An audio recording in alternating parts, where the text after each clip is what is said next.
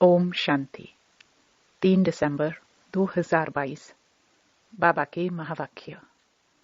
मीठे बच्चे, अब कलयुग की रात पूरी हो रही है। नवयुग बनाने बाप आया है, इसलिए तुम जागो। बाप की याद से अपने विकर्म विनाश करो। प्रश्न। जिन बच्चों की बुद्धि सतो प्रधान बनती जाती है, उनकी निशानी क्या होगी? उत्तर। उन्हें दूसरों को आप समान बनाने के ख्याल आते रहेंगे।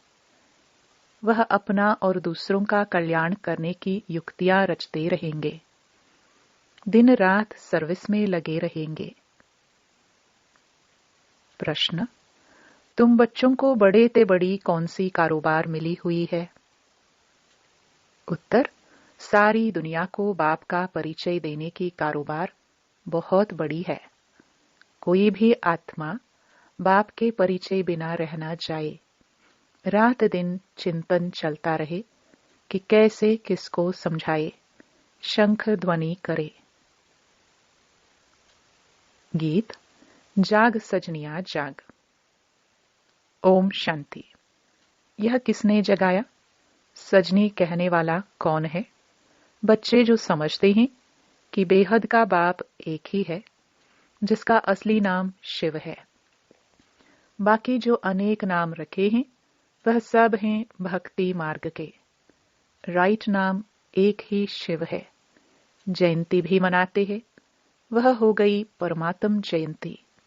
गाते भी है निराकार शिव जयंती। आत्मा को जब शरीर मिलता है, तब उस शरीर का नाम पड़ता है, और शिव तो आत्मा का ही नाम है। उसको कहा जाता है सुप्रीम सोल। सोल का नाम क्या है? नाम गाया हुआ है शिव। गाया भी जाता है शिव जयंती।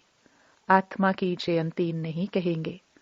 गीता का भगवान तो शिव निराकार है। श्री कृष्ण शरीर का नाम है, देहधारी है ना। यह तो शिव बाबा ही आकर सजनियों को जगाते हैं और अपनी पहचान भी देते हैं कि मैं आया हूं नई दुनिया बनाने। अब मामेकम याद करो। माया पर जीत पानी है। बाबा को कहते भी हैं पतित पावन। देवताए जो पावन थे, अभी पतित बने हैं।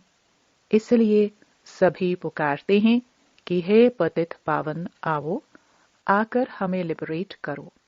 किससे? माया रावण से अथवा शैतान से। मनुष्यों को यह समझ में नहीं आता है कि अभी चलना है।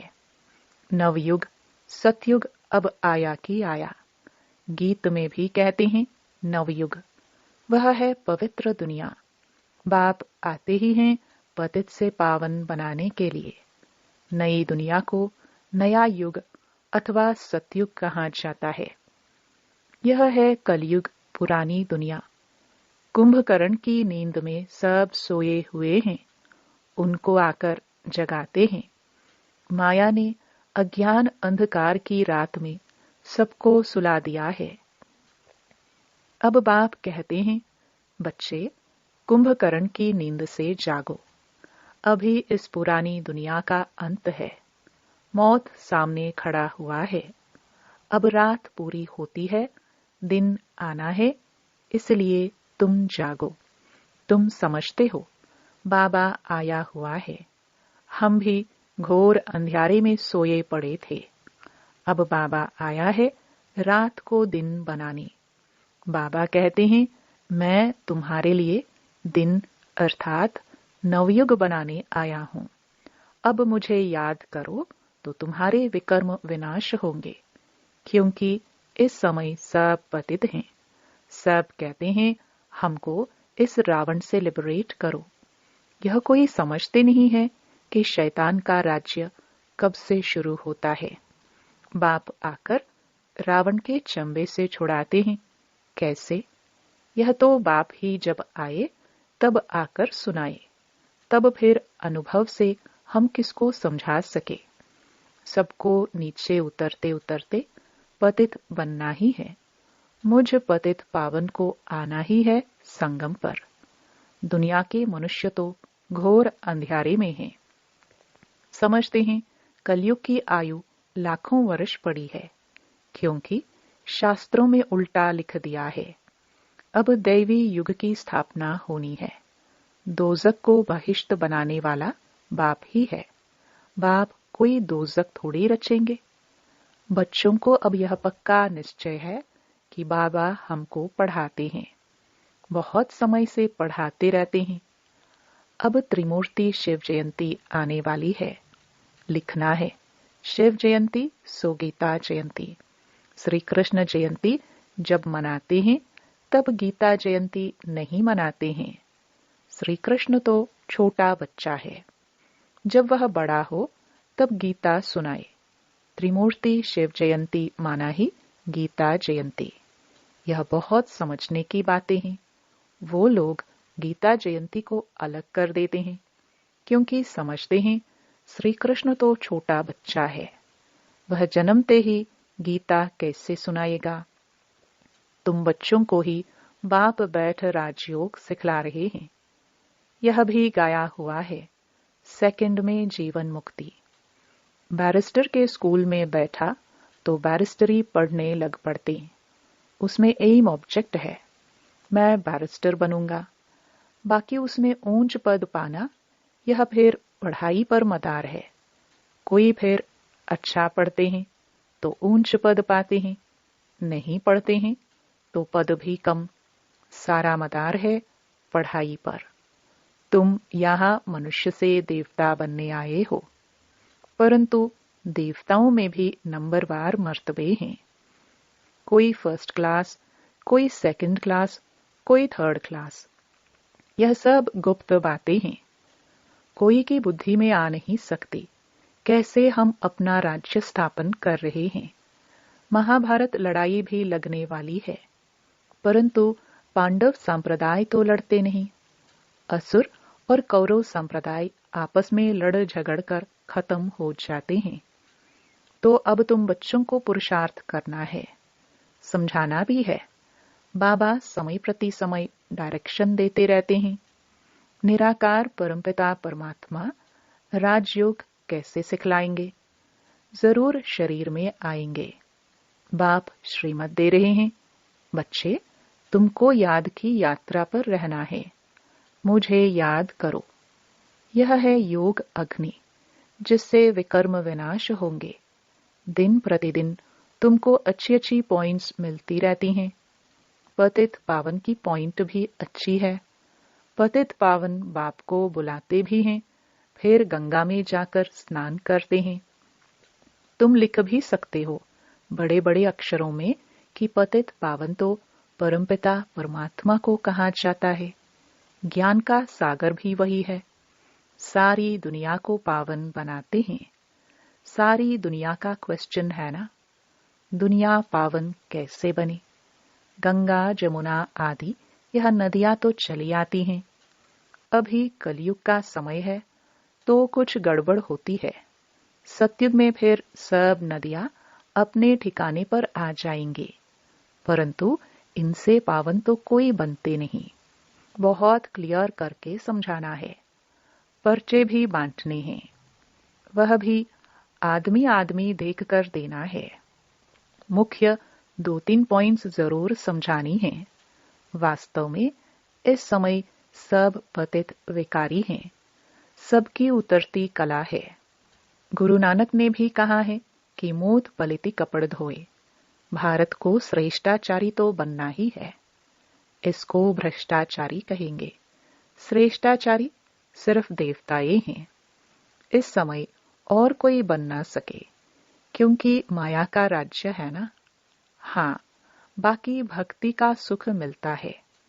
यहाँ रचना भी कोई योग बल से नहीं होती है, विकार से पैदाइश होती है। पहले थोड़े होते हैं, फिर वृद्धि होने से आपस में लड़ते हैं। हर एक को पहले सुख फिर दुख देखना है।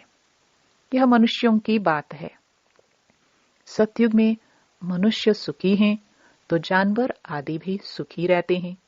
तो बाप समझाते हैं, ऐसे ऐसे लिखो। त्रिमूर्ति शिव जयंती सो श्रीमद् भगवत गीता जयंती। फिर समझाना भी है। जो समझते हैं उन्हों की दिल होती है कि यह बातें दूसरों को भी समझाए। समझाने बिगर वृद्धि कैसे होगी। ड्रामानुसार जिनका जो पाठ है समझने और समझाने का, वह अपना पाठ बजाते हैं। भक्ति का पाठ भी दिन प्रतिदिन जोर होता जाता है। गाया भी हुआ है, जब भंबोर को आग लगती है तब आंख खुलती है। तुम बच्चों को शंख ध्वनि करनी है। रात दिन चिंतन चलना चाहिए, कैसे किसको समझाए। सारी दुनिया को बाप का परिचय देना कितनी बड़ी कारोबार है। दुनिया कितनी बड़ी है। बहुत धर्म, बहुत खंड हैं। सत्युग में एक ही धर्म होता है, फिर वृद्धि को पाते हैं। यह भी समझते हो, प्रजापिता ब्रह्मा द्वारा ही ब्राह्मण पैदा होते हैं। ब्राह्मण वर्ण भी नहीं दिखाते हैं तो पैदा करने वाला भी नहीं दिखाते हैं। तो यह समझाना है, कौरव और पांडव दिखाते हैं। तुम हो ब्राह्मण, प्रजापिता ब्रह्मा कुमार कुमारियां हैं, तो प्रजापिता जरूर चाहिए, जिससे भिन्न भिन्न बिरादरियां पैदा होती हैं। देवता, क्षत्रिय, वैश्य, शूद्र दिखाते हैं। बाकी संगम युगी ब्राह्मणों को गुम कर दिया है। गायन भी करते हैं त्रिमूर्ति ब्रह्मा, परंतु त्रिमूर्ति ब्रह्मा का अर्थ नहीं निकलता। उन्हों को देने वाला कौन? तुम समझते हो। निराकार बाप ने ब्रह्मा मुख द्वारा बैठ समझाया है। ब्रह्मा के मुख कमल से बच्चे पैदा होते हैं। जब तुमको सुनाए तब ब्रह्मा भी सुने। तुम न होते तो शिव बाबा क्या करते? एक को तो नहीं सुनाया जाता है। शास्त्रों में एक अर्जुन का नाम लिख दिया है, तो जिस समय जो पॉइंट निकलती है उस समय उसी सर्विस में लगना चाहिए। तुम्हारे हर बात बहुत क्लियर करके समझाई जाती है, परंतु योग में रहे, पावन बने, यह मेहनत है। विष छोड़ना कितनी मेहनत है। विष पर ही झगड़ा होता है। तो बच्चों को सर्विस पर यह अटेंशन देना है कि पढ़कर पढ़ाना है। इस सर्विस में ही कल्याण है। ओना रहना चाहिए। जो नए आते हैं उनसे फॉर्म भराने वाले बहुत तीखे चाहिए। फॉर्म भराने समय यह भी पूछो, तुम साधना करते हो, मुक्ति धाम जाने चाहते हो ना? मुक्ति धाम का मालिक तो एक ही परमपिता परमात्मा है। वह बाप ही आकर पावन बनाते हैं। यह स्नान आदि तो भारत में ही करते हैं और धर्मों में नहीं करते। वह फिर अपने धर्म स्थापक के आगे माथा टेकते हैं, फूल चढ़ाते हैं, महिमा गाते हैं। उन्हों को यह तो मालूम ही नहीं है कि पतित पावन एक ही बाप है।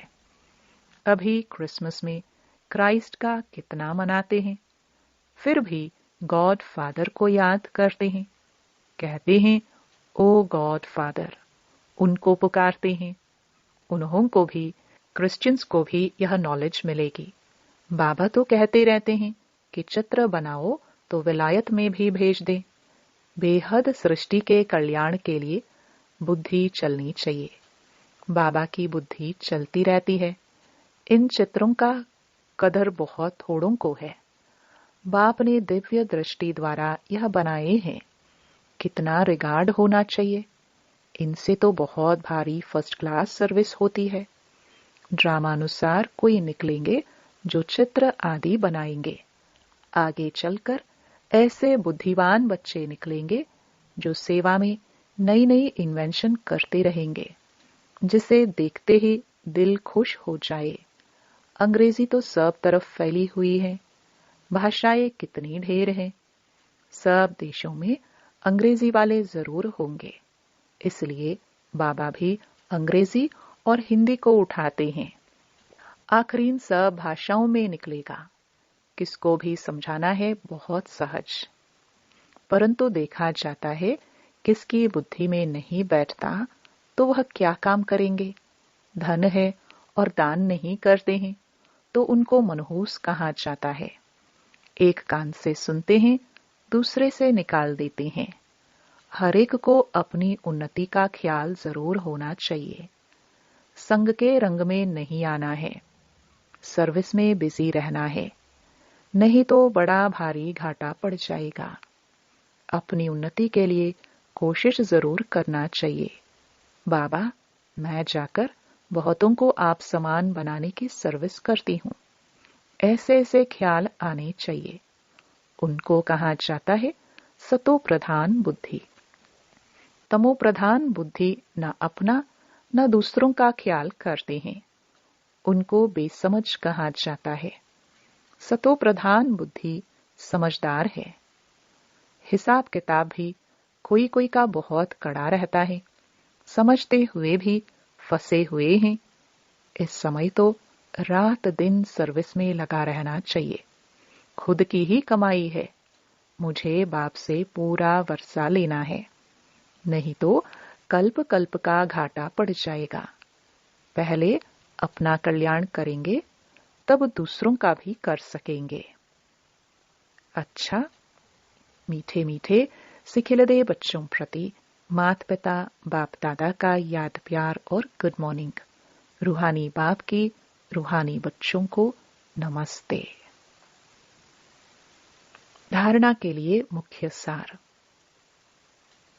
पहला, ज्ञान धन दान करने में मनहूस नहीं बनना है। अपनी और दूसरों की उन्नति के लिए युक्तियां निकालनी हैं। दूसरा, मनुष्य से देवता बनने की पढ़ाई पढ़नी और पढ़ानी है। सर्विस और पढ़ाई पर पूरा अटेंशन देना है। कड़े हिसाब किताब को योग बल से चुकतो करना है। वरदान, याद और सेवा द्वारा अपने भाग्य की रेखा श्रेष्ठ ते श्रेष्ठ बनाने वाले भाग्यवान भव। ब्राह्मणों की जन्म पत्रों में तीनों ही काल अच्छे से अच्छे हैं। जो हुआ वह भी अच्छा, और जो हो रहा है वो और अच्छा, और जो होने वाला है वह बहुत बहुत अच्छा। सभी के मस्तक पर श्रेष्ठ तकदीर की लकीर खींची हुई है। सिर्फ याद और सेवा में सदा बिजी रहो। यह दोनों ऐसे नेचुरल हो जैसे शरीर में श्वास नेचुरल है। भाग्य विधाता बाप ने याद और सेवा की यह विधि ऐसी दी है जिससे जो जितना चाहे उतना अपना श्रेष्ठ भाग्य बना सकते हैं। स्लोगन, संतुष्टता की सीट पर बैठकर परिस्थितियों का खेल देखना ही संतुष्ट मणि बनना है। ओम शांति।